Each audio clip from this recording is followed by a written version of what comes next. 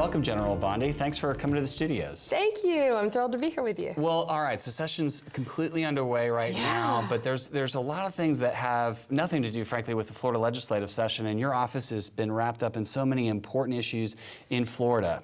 And I think the first one I would love to hear about is, where does Florida stand in the fight against illegal drugs? I mean, you have been on the issues of fighting pill mills and addiction, so where does that all stand? Well, it's not only in Florida, it's our entire country and our entire world.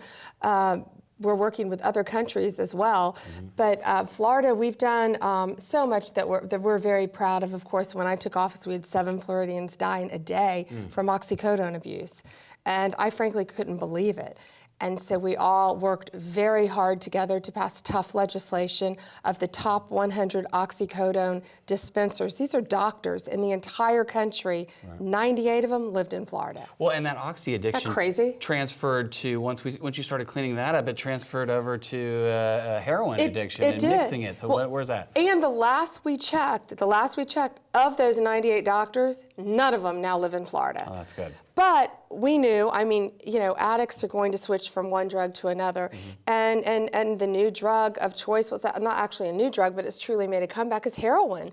Heroin, fentanyl, and carfentanil, U-47-700, which is a synthetic, and it's all these drugs could kill an elephant. Are they making these in Florida? Are they importing them? Where are they coming from? Well, most of them are the heroin is manufactured in Asia, and it comes into our country through the traditional smuggling route of Mexico and across the border. And that's why I'm all for building a wall and protecting our border, because I don't want drugs coming into our state.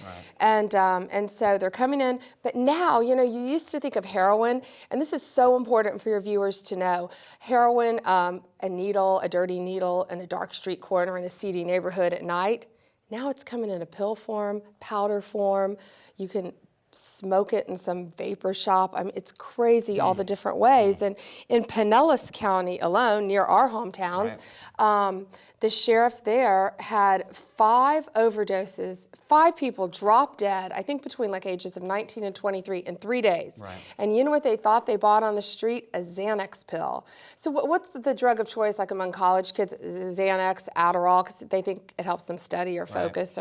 So there are pill presses. They are mixing in these pill presses not only heroin, but fentanyl, carfentanil, which basically is an elephant tranquilizer. Fentanyl is 50 times stronger than heroin. Can you believe that? So if anyone is listening, parents, kids, anyone, and somebody tries to sell you a pill on the street and you don't know, and it says Xanax, it says Adderall, do not buy it. So we found out this was happening, and one of my great staff members, I'm like, how are they making these things here?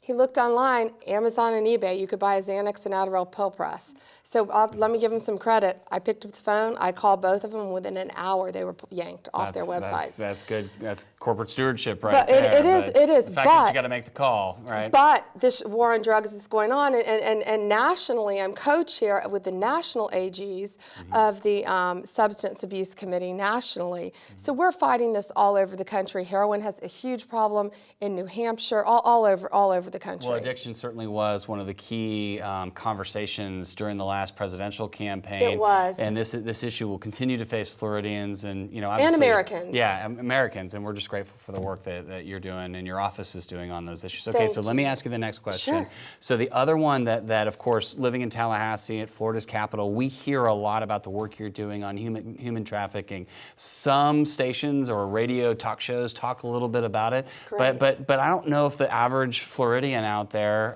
going to work day in, day out thinks about this as an issue. What is the issue in human trafficking? How big, how bad is it? What can we do about it? Well, it's alive and thriving, sadly. And, you know, just so we have 3 United States attorneys. We have 20 elected state attorneys. And I fought to get legislation passed so my statewide prosecutors, we handle multi-county cases. So just my statewide prosecutors could also have jurisdiction. So just my statewide prosecutors alone right now, not the 20 state attorneys, not the 3 U.S. attorneys, just mine right now have 90 defendants pending. Plus additional cases in each of the individual jurisdictions across the board. Which is much bigger. So and think how many victims are attached to each defendant. Human trafficking, it's basically, it's forced labor, of course, but it's also forcing young men and women into the sex trade. And that ties into the drugs. You know, they immediately, and I call them kids, but they're little boys, they're girls, they're teenagers, they're young adults, but they're immediately taken, addicted to drugs, the strongest type of drugs you can imagine, and forced into a life of prostitution. So we've partnered, once again, with our great businesses. The truckers came to me and said, let us be your eyes and ears. Right. We're out there on the streets. We're seeing this. So we've got to be proactive. We heard that Uber is also helping as well. How great is that? Right. We honored Uber today for being so proactive. You probably heard in Sacramento, an Uber driver had a fare. And it's, you know, the only way we're going to stop this, because it's in the shadows. People have got to bring this out of the shadows. And so an Uber driver in Sacramento picked up a fare, and he heard something going on in the back of the Uber, and he's like, this isn't right. He called the police. He saved a 16-year-old's life and got a monster arrested. So Uber now, Florida is their prototype state, which is amazing. And in Florida, on the Uber driver's app, you know, as a rider, you have a different app. Uber drivers see something different, and Uber is telling them the signs to look for human trafficking. Oh, that's great. We also heard about that flight attendant. Remember the flight attendant going from somewhere, Seattle to San Francisco? I've heard you tell this story, but it had to do with a sticky note, right? And she was on a flight attendant knew what to look for, and she's like, something isn't right here. It's an adult man, a younger female. So the younger girl got up to go to the restroom. She put a sticky in the restroom and said, do you need help, with a pen? And the girl wrote yes. So really it's about education and understanding the signs and what to look for. Education, that's it. And we're training law enforcement. The emergency room physicians have come to us. We're training them. It's being vigilant in prosecutions as well as getting the word out. And our website is youcanstopht.com. Wonderful. So please go online and look for the signs of how to spot this. And never be embarrassed about reporting anything. Anything suspicious, law enforcement, they want to hear about it. Well, those are two humongous issues that are relevant in every community across the board, and they're visible when you see them either rescued or arrested. Either way, it's important. It's saving lives. But one of the ones that I think affects lives is another issue that really takes away from every Floridian's ability to get care. And you've been working on Medicaid fraud. Yeah, Medicaid fraud. And you've had some great successes there, but there's more work to be done. Tell us a little bit about what's the story, and how are you fighting it, and what needs to be done? Well, when I took office, my Medicaid fraud unit was based up here in Tallahassee, which is great. But I was in my Miami office, my South Florida office, which of course I think is Medicaid capital of the fraud of the state. And so I was down there, and we had empty offices, lights off, and I'm like, wait a minute. So we revamped our unit a little bit, moved it basically to South Florida. Right, to ground zero. Right, to ground zero. And they have been working so hard on Medicaid fraud, and just came out from United States Department of HHS, came out from HHS that we are #2 this year in combating Medicaid fraud for the entire country, and that's $650 million that we recovered for Floridians, my unit. So I just want to commend Jim Varnado, Captain Mann, all of my great attorneys in that unit. They're working so hard. Well, so tell me a little bit about how those lieutenants in your divisions go about finding it and then catching them. I mean, are these stings, or are they seeing bank transfers? I mean, all what's kinds the secret of things. sauce? Well, now that we've gone to managed care, you know, it's got a little, it's changed up a bit. Right. So you have to, it's a lot of accounting involved, of course, and it's a lot of, you know, billing for services not rendered. Shock.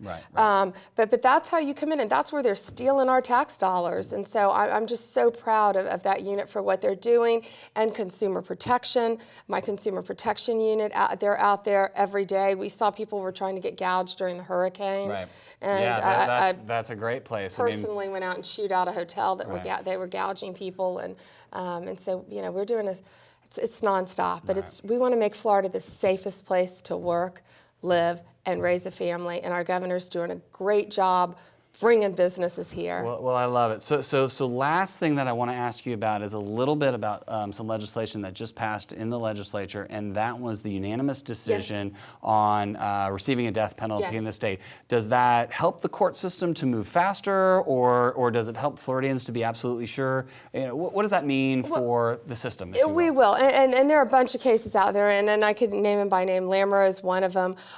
Two of them we just got affirmed by the state Supreme Court. But where there's been a lot of confusion is, of course, Florida was not unanimous. We had passed 10-2. But then you look at a state like Alabama. So there was a case in Alabama, Nick Smith was the case, and the jury recommended life. The judge did an override on that and gave the defendant death. He was executed after the United States Supreme Court upheld it and said it was okay. So now Florida's... Again, that was a life recommendation. Right. So there are different cases all over the country, and Alabama's had some similar issues as Florida, and the U.S. Supreme Court said, hey, we're not even going to hear those, Alabama, because what you're doing is fine. Right. I'm paraphrasing. Sure. But so in Florida, now it is unanimous, and the governor, thank goodness, first of all, our legislature just passed great legislation. We agree with it. The governor signed it into law, so now there are a lot of cases we will be able to go forward on. Some of them are going to have to be resentenced because they weren't unanimous death recs, but let me tell you one was, it's disgusting. Someone was violently raping his girlfriend's stepdaughter, and her body was found in the Everglades, and that's one that they said we can't seek death on. But, go to a new penalty phase. And then another one were two young sisters, 11 and 7. I believe they were both raped repeatedly and murdered. And, and that's another one that we can't seek death on. So that's why it was very important to us. But now, going forward, we've got a plan, we've got a scheme, a death penalty scheme in place, and hopefully these executions will be taking place soon. Well, General Bondi, thank you so much for joining us, and we just appreciate the great work you're doing on behalf of the citizens of the state of Florida. Thank and you. We It's look a team forward to effort. Talking to you soon. Thank you. Thank It's you, a team General effort. Bondi. Thank Appreciate you. it. Thanks. Thank you.